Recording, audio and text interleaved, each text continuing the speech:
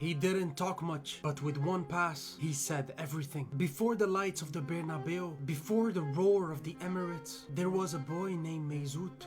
Born to Turkish immigrants in Gelsenkirchen, Germany, his identity was split into two nations and rejected by both. Germany saw a foreigner, Turkey saw a stranger, and so he stayed silent. But then he touched the football, and suddenly silence turned into symphony. From Schalke to Bremen, he lit up the Bundesliga quietly, deadly. Real Madrid didn't just scout him, they couldn't believe he existed. The Real Madrid scouts said, "Who is this guy? How is he seeing passes before they even happen?" In a dressing room filled with stars like Cristiano Ronaldo, Karim Benzema and Kaká. At Madrid they called him El Mago, the magician. Cristiano once said, "He is the best number 10 I have ever played with," and this is coming from one of the GOATs. In just 3 seasons he gave out more assists than anyone in Europe. He made it look effortless. He wasn't loud, but every flick, every no-look pass, every weighted through ball screamed genius. And yet Real Madrid let him go. £42.5 million.